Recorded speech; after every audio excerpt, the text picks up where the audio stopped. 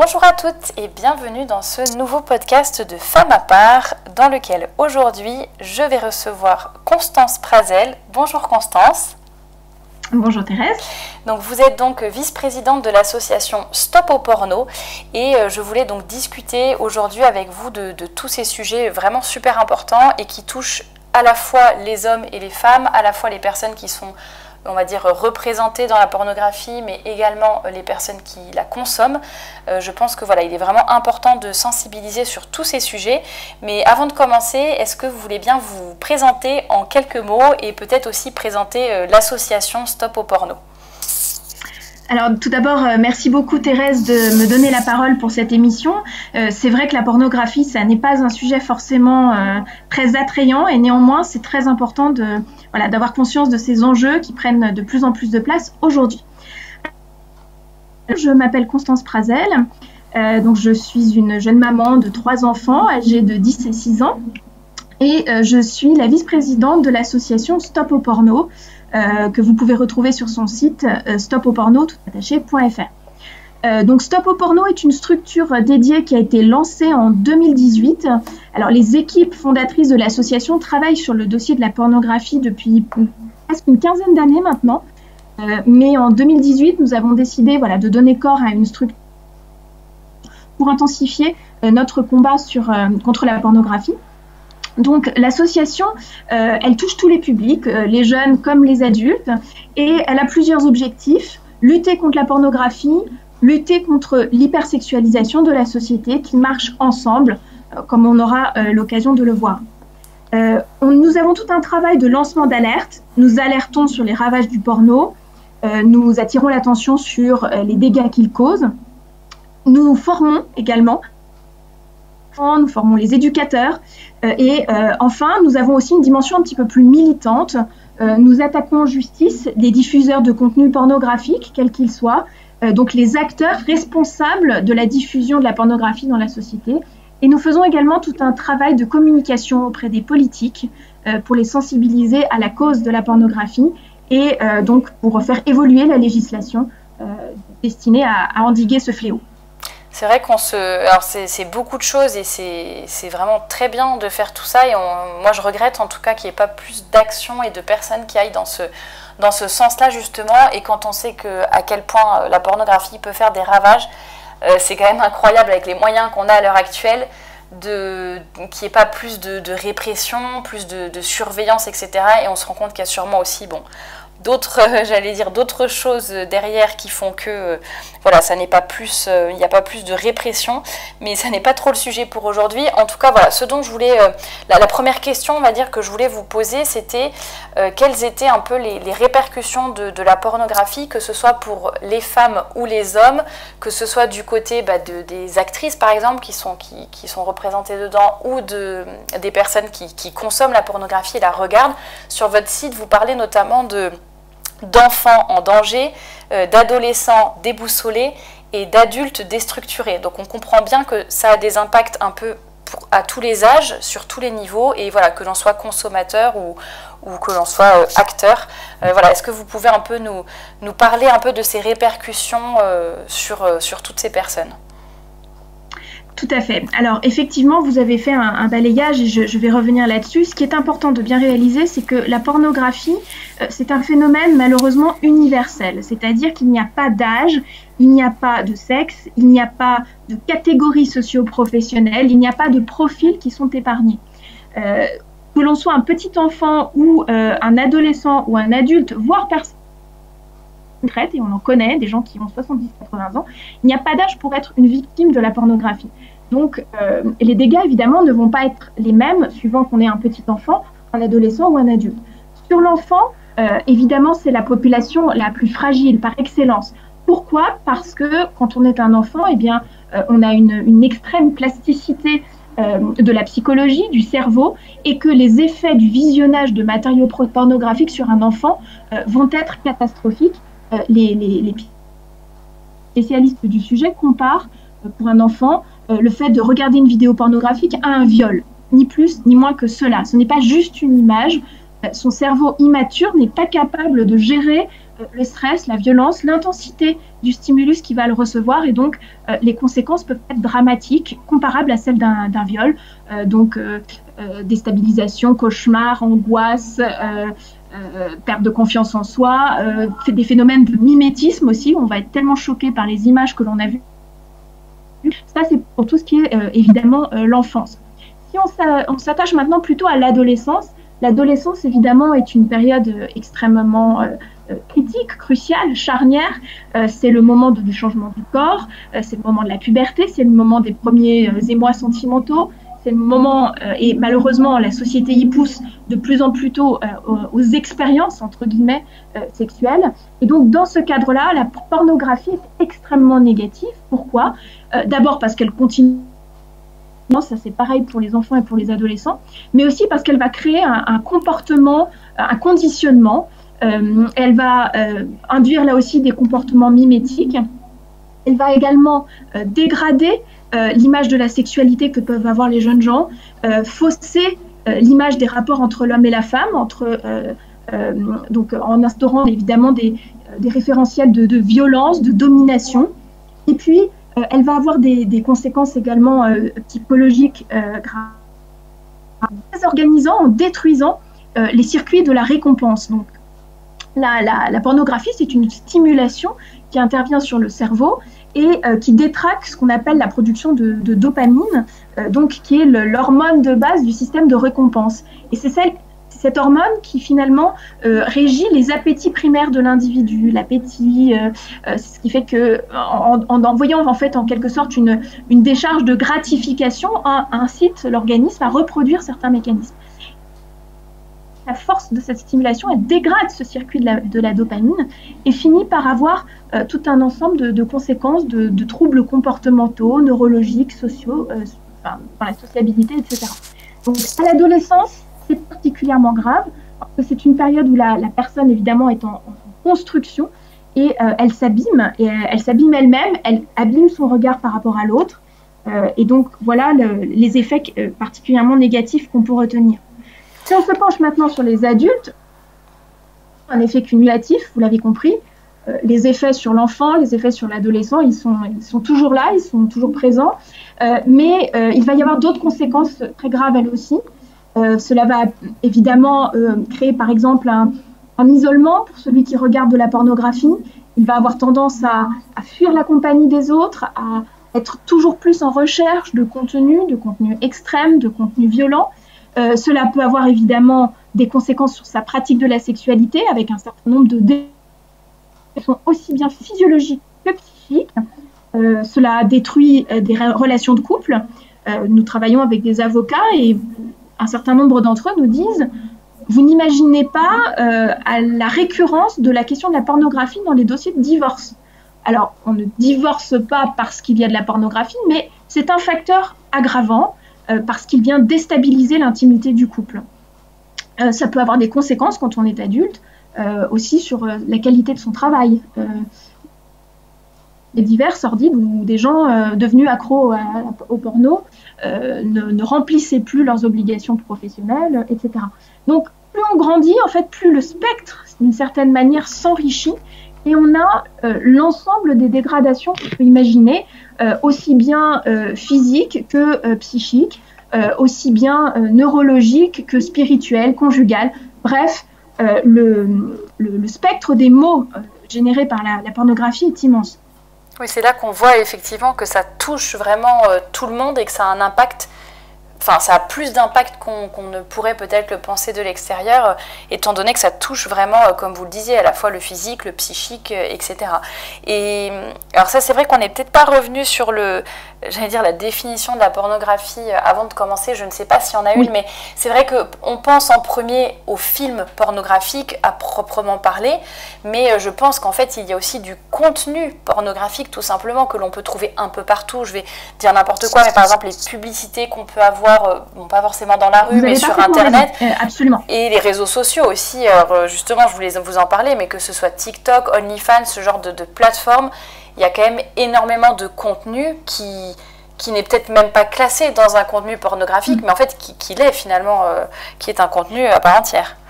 Absolument, et vous avez raison, Nous, c'est un des gros axes de travail de Stop au porno, c'est de revenir justement sur cette définition de la pornographie.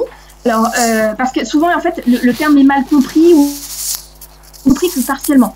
Alors, évidemment, il y a le mot brut, si on fait un peu d'étymologie, un peu de grec. Dans pornographie, il y a le mot porneia qui signifie prostitution et le verbe graphein qui veut dire peindre, écrire, décrire. Donc, à un niveau 0, la pornographie, c'est la description de la prostitution. Mais ça, c'est un niveau extrêmement restreint et souvent, c'est vrai que les gens ont tendance à limiter la pornographie à, pour parler familièrement, les films X. Bon. En fait, nous, on met que le mot est à prendre dans une acception beaucoup plus large.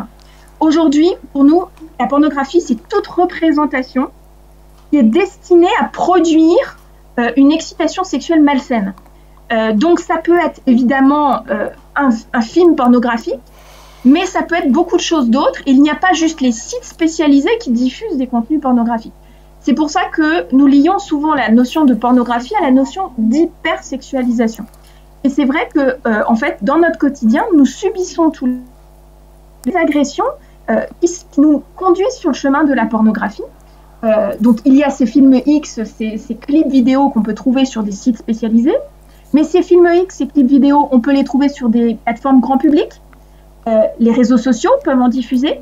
Et puis ensuite, il y a toutes sortes de fragments pornographiques qu'on va trouver sur les publicités dans le métro, dans certains romans, des grands romans grand public, j'entends, des séries à succès, par exemple les séries pour ados, Game of Thrones et autres. Ça peut être certains passages d'émissions radio, y compris pour la jeunesse, etc. Donc ce qu'il faut bien voir, c'est que il ne faut pas se limiter à cette acception réductrice de en gros, la pornographie, c'est le fait de regarder des films X en mode années 80 sur une cassette vidéo ou alors un truc crypté qui passe sur Canal+. Ça, ce n'est qu'une petite partie du problème. En fait, la pornographie, c'est un spectre qui est beaucoup plus large que cela. Exactement. Et du coup, alors, on pourrait peut-être revenir justement sur le rôle des réseaux sociaux. Je mentionnais notamment TikTok et OnlyFans, et on peut se dire c'est quand même hallucinant que ce contenu soit proposé sur ces plateformes, alors que voilà, c'est vrai qu'on imagine toujours la pornographie dans un monde bien précis, presque dans une cage où voilà, on y accède vraiment seulement si on le veut, mais finalement on se rend compte qu'il y a de la pornographie et de l'hypersexualisation à outrance partout sur tous les réseaux et qu'on peut même être agressé par ces images sans même en avoir envie, sans même le rechercher, et puis c'est peut-être ça qui va nous faire tomber dans la pornographie alors qu'on n'était pas du tout, peut-être avec je sais pas s'il y a des profils types, mais justement vous avez dit que tout le monde était touché, mais c'est peut-être pour ça aussi, c'est que comme on est tous agressés en permanence par ces images, c'est vrai que ça ne facilite pas. Alors les réseaux sociaux, est-ce que vous avez peut-être un mot à ajouter là-dessus ? Alors c'est sûr que les réseaux sociaux aujourd'hui sont un des vecteurs privilégiés de diffusion des matériaux pornographiques, pour la raison que vous mentionniez à l'instant. Et on ne s'attend pas sur ces plateformes à voir des contenus de ce type.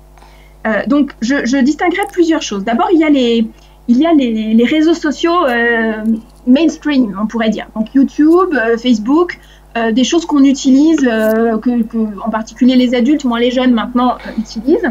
On peut se dire, écoutez, Facebook, ça me sert essentiellement à échanger des recettes de cuisine ou à discuter avec des groupes de potes, etc. Où il faut voir que sur ces réseaux sociaux, on trouve des contenus pornographiques. Quelqu'un de ma famille qui m'a montré sa page d'accueil Facebook Watch avec des vidéos sur lesquelles il n'y avait absolument aucune ambiguïté. C'est pas moi qui suis bégueule, mais quand la fille à l'écran vous fait les propositions qu'elle vous fait, c'est pas une vidéo grand public, c'est évident.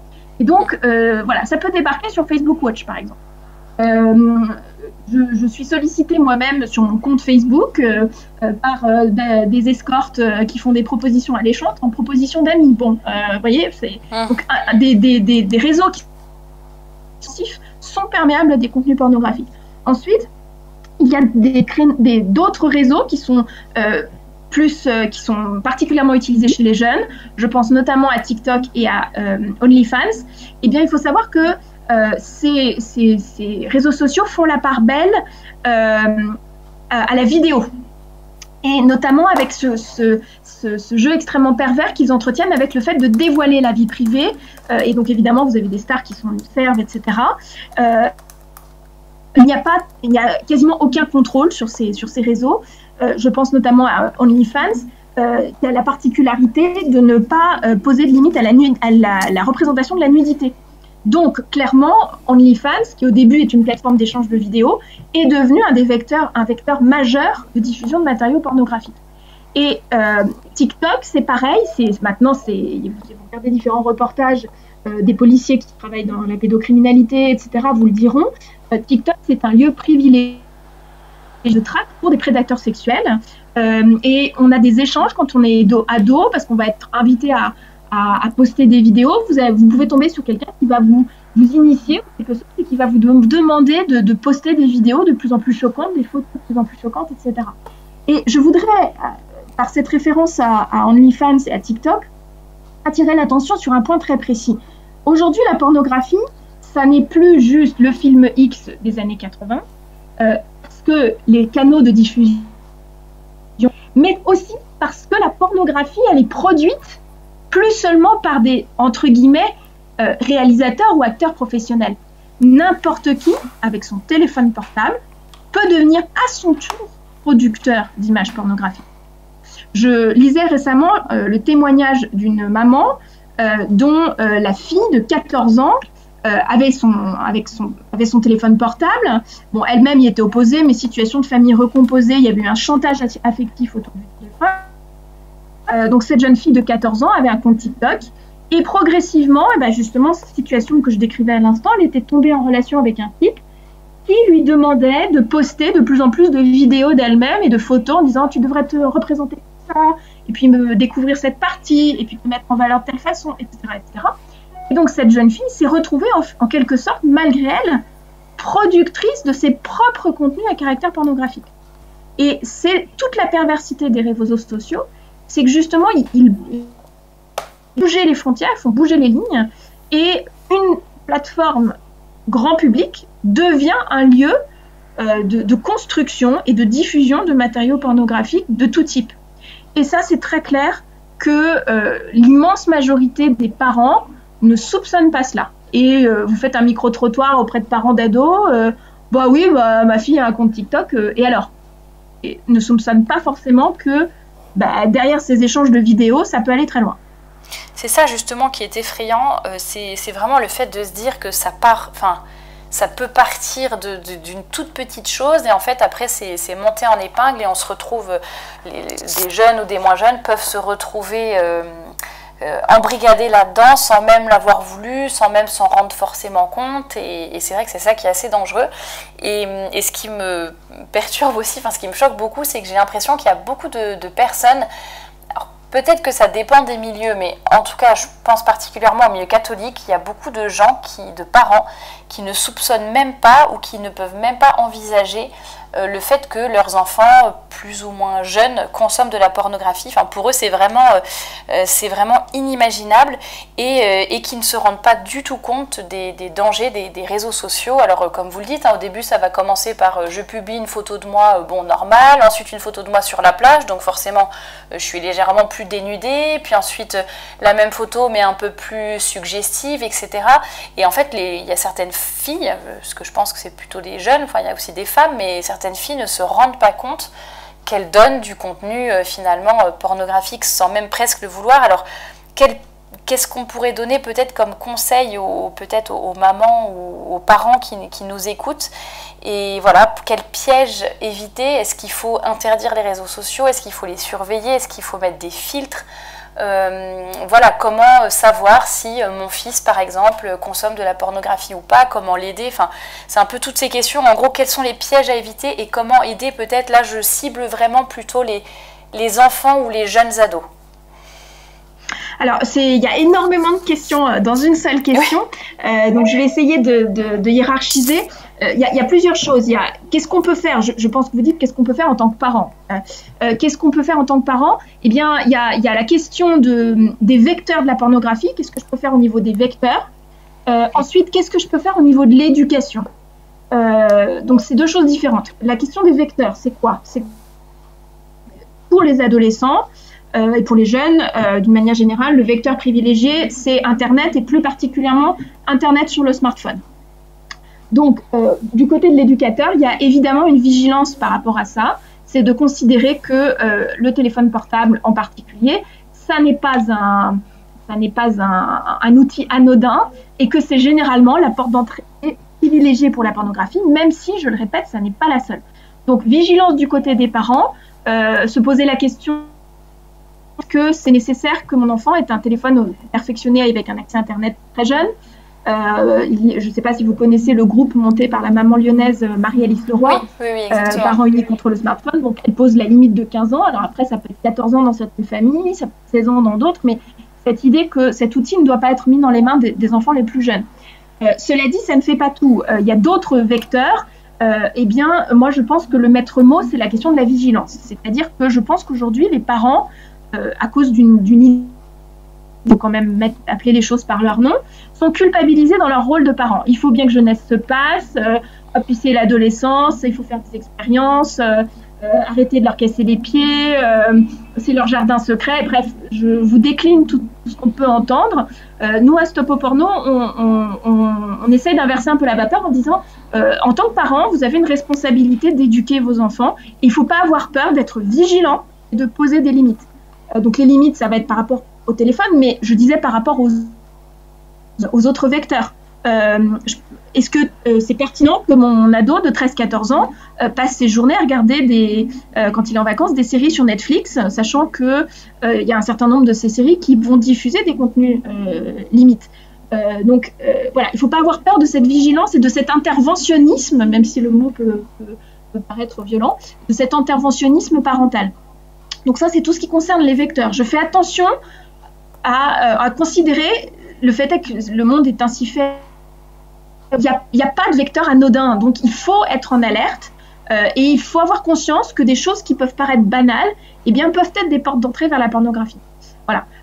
Donc ça nécessite un peu de curiosité de la part des parents.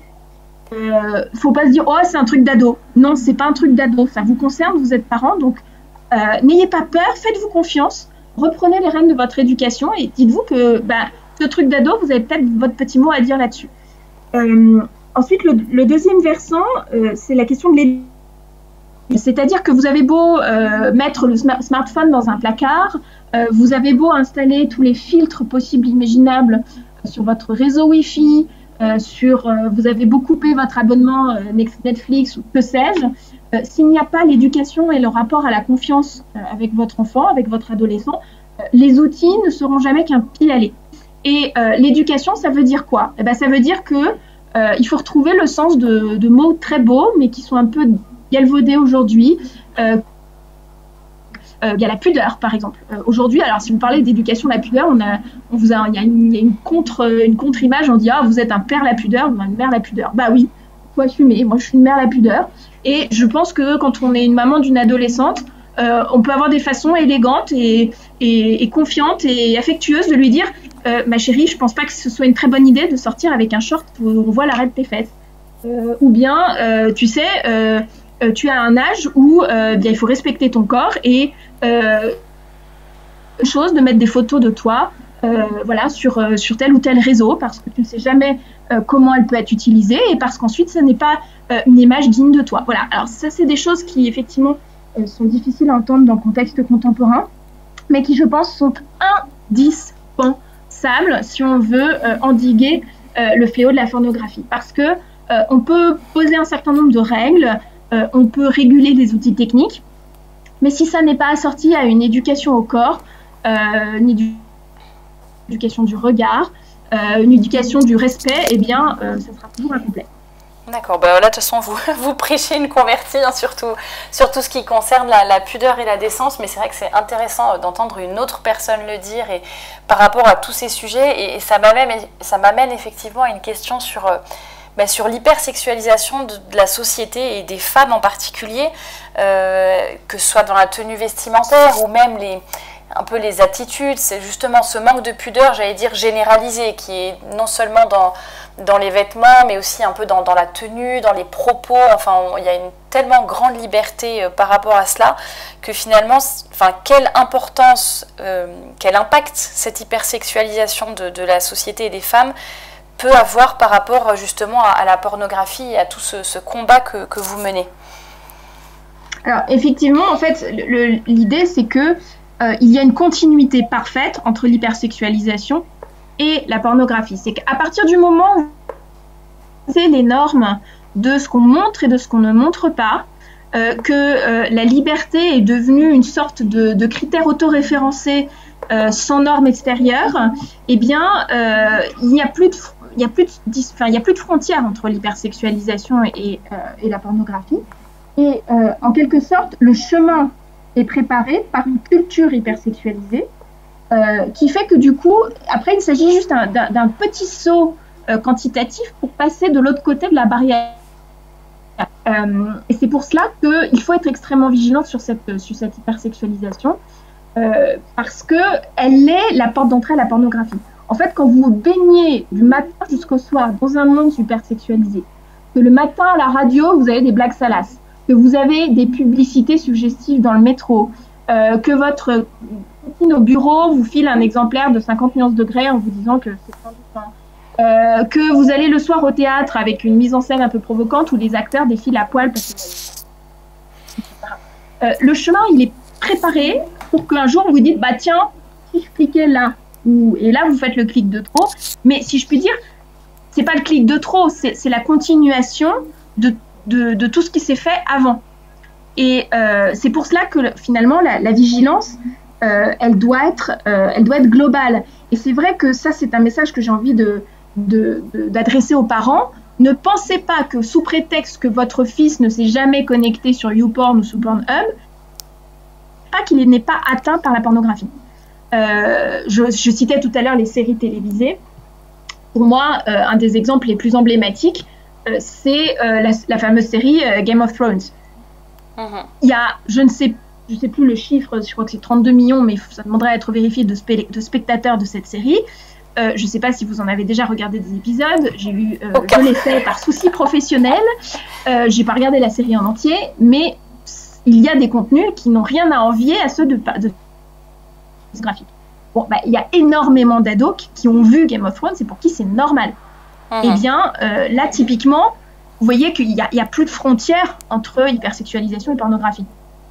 Oui, c'est vrai. La frontière, du moins, il y a longtemps qu'elle a disparu. Et j'allais dire, justement, c'est d'autant plus important dans ce monde qui a perdu ses repères de nous dire, il faut que je garde mes valeurs, mes repères, mon cadre, même si ça paraît peut-être trop par rapport au monde actuel, parce qu'il y a un tel fossé qui nous sépare que ça peut paraître exagéré, mais en fait on se rend compte que c'est le monde qui va beaucoup trop loin et que nous en fait c'est juste du bon sens en fait de rester un petit peu dans ces bonnes idées et de rester vigilante par rapport à que ce soit nous, nos enfants, etc., tous les contenus que l'on peut avoir.